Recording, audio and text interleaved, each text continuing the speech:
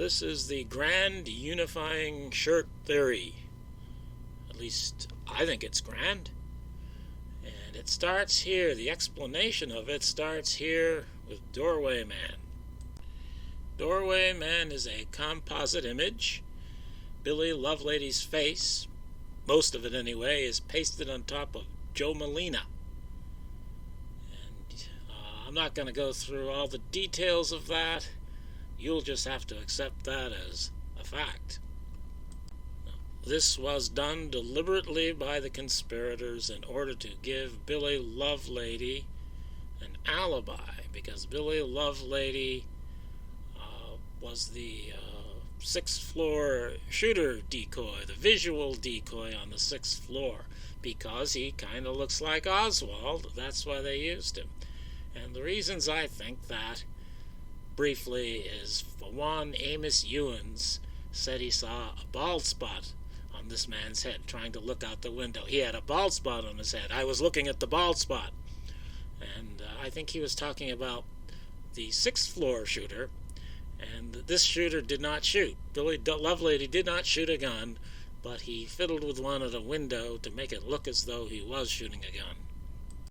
And another reason I think this is that because when Vicki Adams came down the stairway, she saw Billy Lovelady there with Bill Shelley on the first floor at a time when, according to Shelley and Lovelady, they weren't in the building.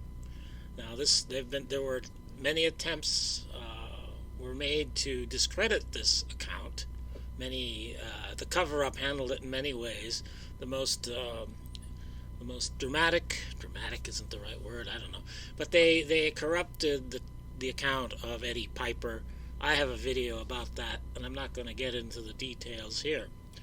But I think this is what makes sense. Billy Lovelady was the visual decoy on the sixth floor, and that's why they went to the trouble to give him a photographic alibi and put his face onto Doorway Man. Now, this alibi was a planned operation, and I surmise that James Alkins was in position prior to JFK coming by. He was in the same position he was going to be in when he took the Alkins 6 photo, and he photographed Billy Lovelady actually standing in the doorway at that time. And Billy Lovelady really did come down and out with the people to watch the president, but before the president came by, and after Alkins took his first photo here, Billy Lovelady went back into the building and up to the sixth floor to play his role there. And in order to enable James Alkins to stay in his Alkins 6 position from before the president came by until the president did come by, Charles Brem took Alkins' place on Houston Street, and Charles Brem actually shot the Alkins 4 and the Alkins 5 photos. And here's Charles Brem in a Skaggs photo, and I've got my reconstruction of the Alkins 4 photo in black and white there. So Brem and Alkins are working together in order to produce this alibi for Lovelady. And Brem's hands are also in the Alkins 6 photo because he was there before the president came by when Alkins took his first photo of this scene. And so Brem's alibi is secured by the Alkins 6. That is, you can't think that Brem was over on Houston Street because he's here in the Alkins 6 photo. And I know he's in the Zapruder film too, but I don't want to get too far off the topic here. My point is that this was a sophisticated plan to give Billy Lovelady an alibi, and part of this plan is also to give Alkins an alibi because he's running across the lawn supposedly after he took the Alkins 5 photo. Brem actually did that, and it also gives Brem an alibi because Brem's hands are here in the photo, even though when the president comes by, Brem is actually running from Houston Street over here to Elm. So everybody gets an alibi in this faked photography. But that wasn't the original plan, to put Lovelady's face on the Doorway Man. The original plan, I surmise, was to put his face on Faceless Man, here circled. And that explains why Billy Lovelady wears the vertical striped shirt, because Faceless Man was wearing a vertical striped shirt.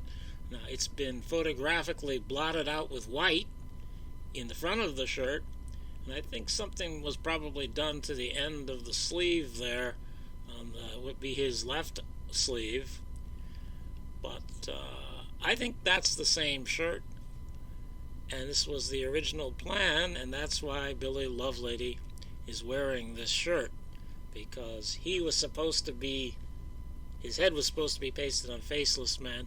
And I think the reason they didn't do it, if you notice, probably to mark himself out, Faceless Man has his hands on his head. But the trouble with doing that is that to put Billy Lovelady's face in there, you have to do a lot of careful cutting around those hands to make them look right in front of his forehead. And then you've got this other guy, I think it's Otis Williams, in front, and his head and his hand also go over where Billy Lovelady's face would have to be pasted in. So this would be quite a lot of work for the guy doing the alteration. And this photo was put out early. I think the plan was to get it out on the wires early just to prove that it couldn't have been altered. And probably the guy said, oh, this is going to take me an hour to do this. And probably his handler said, well, put it on this guy over here. This guy over here was Joe Molina, and that's what they did. And I think we actually have a photo of Faceless Man afterwards wearing the striped shirt. This is probably like 10 minutes after the assassination, I estimate. I think it's a William Allen photo. This clearly is not Billy Lovelady. You can see he seemingly at least has a full head of hair, and he looks like he's wearing sunglasses. Joe Molina also was wearing sunglasses. It might be that they had planned to have an option, one or the other. The guy's wearing sunglasses just to help the guy doing the alterations. He could use either one of those, perhaps. But I don't know. But anyway, I think that might be him. I couldn't find any other photograph of this person. So this is why Billy Lovelady wears the striped vertical shirt after the assassination. Because he is supposed to be Faceless Man, and Faceless Man was wearing that shirt or one very much like it. And I think Lovelady probably wasn't told that the plan had changed, because months later he's telling the FBI this is the short shirt he wore, as if he didn't realize the plan had changed. So I think probably the managers of the cover-up changed the plan without telling Billy Lovelady, because they probably thought it would be better for him to know as little as possible and, compartmentalize the knowledge of what's going on. So I think they didn't tell Billy Lovelady that the plan had changed, and that's why he tells the FBI that he was wearing this shirt. And as for the Lovelady in the photography on the day of the assassination, I don't think that's actually Billy Lovelady. I think this is somebody the cover-up crew found who they thought looked close enough to Lovelady, and so they used him, and they inserted him into the photography. They inserted him into the Martin film, and into the Hughes film, and into the film taken in the squad room. I think they decided they needed to make Billy Lovelady appear in the photography in a shirt that could be credibly passed off as Doorway Man's shirt. This is what they had to work with, and I think they decided to keep Billy Lovelady in the dark about this, and that they found somebody else, gave him this shirt, and hoped that we would buy it. And it worked. They got away with it. But that's what I think. And I think it looks, particularly in the squad room, I think that looks fake. I don't think that guy is really there. And I'm willing to believe he's not really in the Martin or Hughes films either. And eventually I think they did tell Billy Lovelady what's what with the shirts, and they gave him this shirt to wear for the latter-day photography. And so this is what makes us, or it cements this idea that guy in the photography on the day of the assassination really was Billy Lovelady, because here he is apparently wearing that shirt.